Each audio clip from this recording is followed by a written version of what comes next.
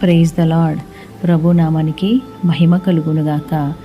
ప్రతిదినము దేవుణ్ణి స్తుతిస్తూ ఆయన నామాన్ని గణపరుస్తూ మనందరం కూడా ముందుకు వెళ్తున్నప్పుడు మన జీవితంలో అనేక కార్యాలు జరుగుతూ ఉంటాయి. ఈ ఉదయంకాల సమయమందున దేవుని వాక్యము లూకా సువార్త 6వ అధ్యాయము 22-23 వచనములు.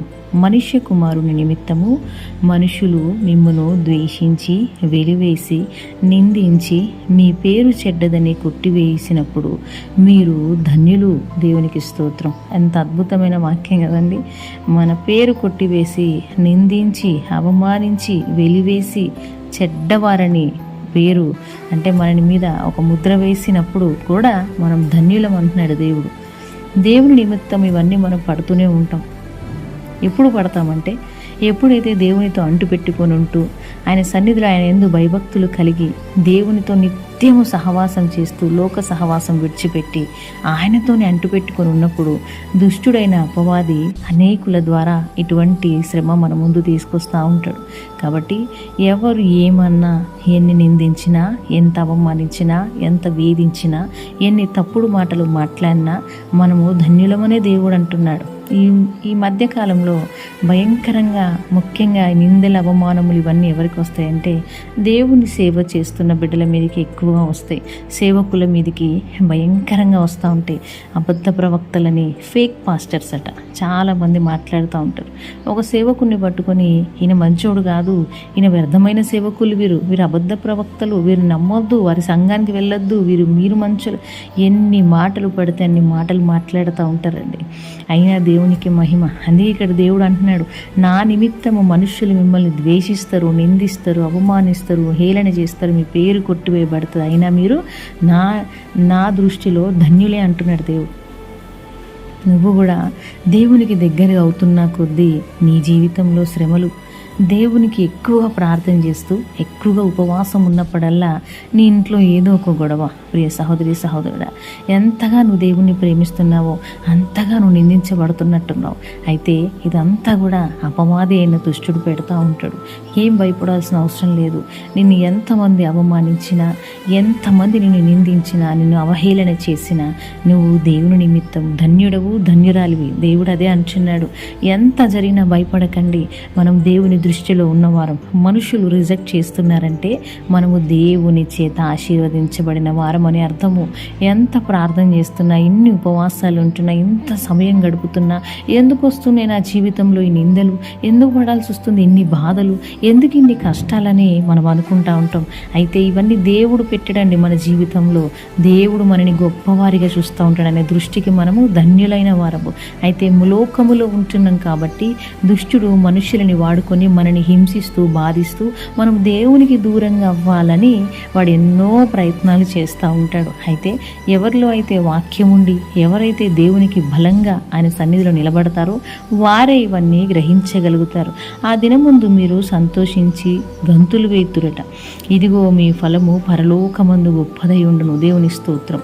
ఎప్పుడు ఏ దినము ఎవరైతే అవమానపరుస్తున్నారో, నిందిస్తున్నారో, బాధిస్తున్నారో, హేళన చేస్తున్నారో, వ్యర్థమైన వారిని పలుకుతున్నారు, ఆ దినమందు మీరు సంతోషించి గంతులు వేయుడి. ఇదిగో మీ ఫలము పరలోకమందు అధికమై అంటే గొప్పదై ఉండును. దేవునికి స్తోత్రం. ఇక్కడ మనం ఎంత పడుతున్నా దేవుడు పరలోకమందు మన ఫలము గొప్పదై ఉండదని చెప్తున్నాడండి. ఎన్నైనా పడుతున్నా పర్వాలేదు, ఆయన కోసం, ఆయన నిమిత్తం మనం ఈ లోకానికి వచ్చినాము. దేవుని నిమిత్తమే మనము ఇంత పడుతున్నా పర్వాలేదు. మన కొరకు దేవుడు ఎన్నో పడినాడు, మన కొరకు ఆయన ఎన్నో అనుభవించినాడు. కాబట్టి మన జీవితాలలో కూడా దేవుని ఘనపరుస్తూ, ఆయనని మహిమపరుస్తూ, ఆయన్ని స్తుతిస్తూ ముందుకు వెళ్ళాలి. నిజమే, మనం ధన్యులమే, మనం సెలెక్టెడ్ పర్సన్స్ దేవుని దృష్టిలో. మనం మనుషులకు రిజెక్ట్ ఏమో కానీ దేవుని దృష్టిలో మనము సెలెక్టెడ్. జ్ఞాపకం చేసుకోండి ప్రియ సహోదరి సహోదరుడా, ఎవ్వరు నిన్ను రిజెక్ట్ చేస్తున్నారో, ఎవ్వరు నిన్ను అనవసరమైన మాటలు నిందలతో అవమానిస్తున్నారో, ఎవరు నువ్వు చెయ్యని తప్పుకు నీ మీద నిందలు వేస్తున్నారో, అయితే ఇదంతా కూడా నువ్వు పట్టించుకోవద్దు. దేవుని దృష్టికి నువ్వు ధన్యుడివి, ధన్యురాలివి. నీ ఫలము పరలోకమందు అధికమై ఉన్నదని అర్థం. ఎందుకంటే మనుషులు పెట్టు నిందకు భయపడొద్దు. దేవుడికి ఒక ప్రణాళిక ఉంటుంది మన మీద. ఆ ఆయన మనని ఒక ఉన్నత స్థితిలో నిలబెడతాడు. ఎప్పుడు కూడా మనుషులు ఎవరో వ్యర్థమైన వారు పెట్టిన నిందలు అవమానములు ఎన్నడూ కూడా అవి నిజమైపోవు. వారు వ్యర్థమైన వారు, దుష్టుని చేత ప్రేరేపించబడిన వారు కాబట్టే అలా వ్యర్థమైన మాటలు మాట్లాడుతూ ఉంటారు. అయితే దేవుని దృష్టికి మనము విలువ పెట్టి కొనబడిన వారము, విలువైన వారము దేవుని దృష్టికి. కాబట్టి విలువ పెట్టి కొనబడిన వారము కాబట్టి ఎక్కడ భయపడొద్దు. ఎన్ని వచ్చిన అడ్డంకులు, ఎన్ని మాటలు వచ్చినా భయపడకుండా దేవుని వైపు తిరిగి ఉంటే దేవుడు అంటున్నాడు, పరలోకమందు మీ ఫలము గొప్పదై ఉండును. దేవునికి స్తోత్రం. మీ ఫలం అంటే మన ఫలము. ఇక్కడ ఎంత హింసించబడుతున్నామో అక్కడ మన ఫలము పరలోకమందు బహు గొప్పదై, బహుబలమైనదై, ఆశీర్వాదకరమైనదై ఉన్నది. మనుష్యులు ఎవరండి? వారు ఉంటే ఉంటారు, మెచ్చుకుంటే మెచ్చుకుంటారు, లేకపోతే లేదు. మనుష్యులకు మనం నచ్చవలసిన అవసరం లేదు. దేవుని దృష్టిలో మనం మంచివారిగా ఉంటే చాలు. కాబట్టి ఇవన్నీ జ్ఞాపకం చేసుకోండి. ఈ ఉపవాస దినములందున ప్రతిరోజు దేవుడు ఒక్కొక్క వాగ్దానం ఇస్తున్నాడు. చాలామంది బిడ్డలు కొంచెం వింటున్నారు, కొద్దిగా వదిలేసి వెళ్ళిపోతున్నారు. కొంతమంది బిడ్డలు ఆన్ చేస్తున్నారు, 2-3 మాటలు మాట్లాడి స్కిప్ చేస్తూ ఆమెననే దాకా విని వదిలేసి వెళ్ళిపోతున్నారు. కొంతమంది వరకే మొత్తం వాక్యం వింటున్నారు. మీరు మొత్తం ఎప్పుడైతే వింటారో ఈ వాక్యములో ఏ దినము ఏ రోజు దేవుడు మనతో బలంగా మాట్లాడతాడో తెలియదు. కాబట్టి ప్రియ సహోదరి సహోదరుడా, ఇది ఆఖరి వరకు మీరు వినండి. ఎవ్వరు కూడా బోరు ఊరుతుందని అనుకోవద్దు. దయచేసి ఈ వాక్యము అనుదినం మన్నా మీ కొరికే దేవుడు ఇస్తున్నాడు.